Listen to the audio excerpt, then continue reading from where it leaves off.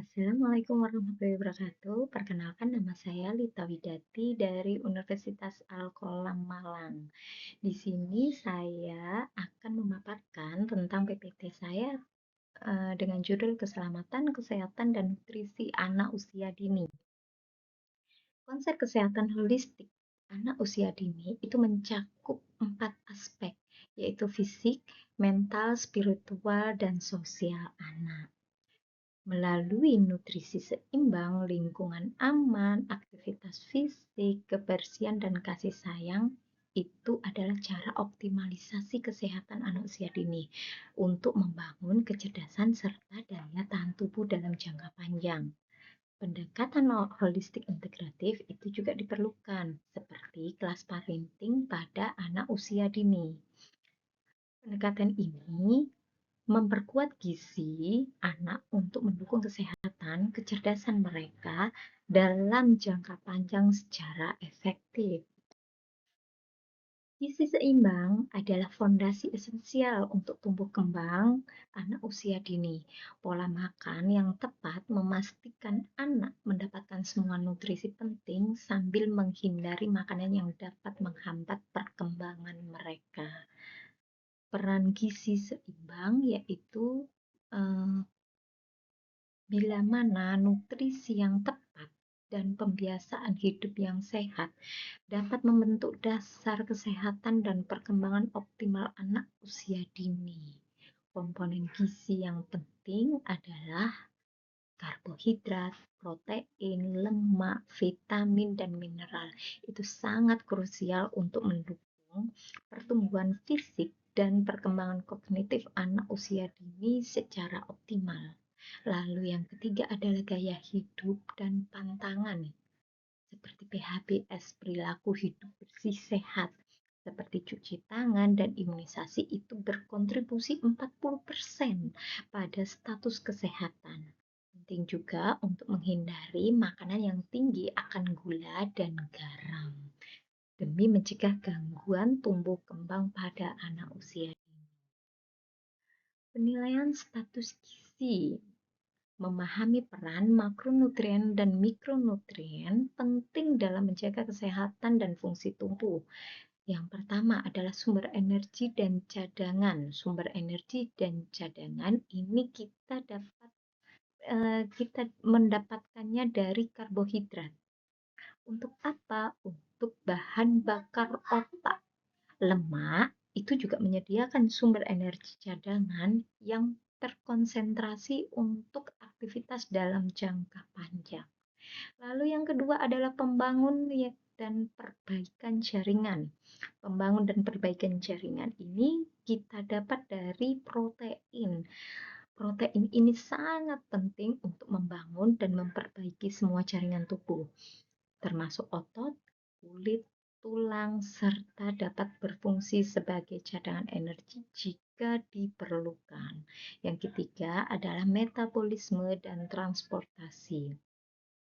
Metabolisme ini kita akan mendapatkannya dari vitamin. Vitamin ini mendukung berbagai proses metabolisme dan fungsi kekebalan tubuh. Sementara untuk transportasi kita dapatkan dari air. Air sangat penting untuk melarutkan serta mengangkut nutrisi oksigen ke seluruh sel tubuh. 1000 hari pertama emas itu dimulai dari anak lahir sampai 1000 hari anak tersebut. Ini adalah fase kritis pertumbuhan untuk perkembangan optimal anak. Peran nutrisi dan pola asuh. Fase kritis pertumbuhan ini membutuhkan asupan gizi seimbang, karbohidrat yang kita dapat dari nasi, ubi, dan tepung. Protein kita dapat dari ikan, telur, ayam, dan lain sebagainya. Dan sayuran merupakan fondasi utama untuk mendukung perkembangan fisik dan kognitif. Selain makanan padat tersebut, ASI dan susu formula memegang peranan krusial. Keduanya harus kaya akan vitamin dan mineral esensial untuk memperkuat sistem imun dan mendukung tubuh yang sehat. Orang tua berperan sebagai model utama. Kenapa? Karena anak adalah peniru yang handal. Ia akan meniru pola makan kita. Dalam membentuk pola makan yang sehat, kebiasaan makan yang baik dari orang tua akan ditiru oleh anak. Nah, di situ kita dapat memastikan perkembangan yang optimal dan berkelanjutan.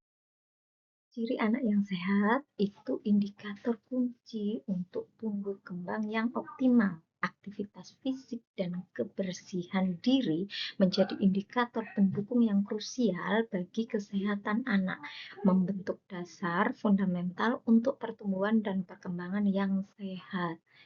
Bagaimana pencegahan stunting melalui gizi? Yaitu dengan pola makan bergizi yang seimbang, karena itu sangat berperan penting dalam mencegah stunting.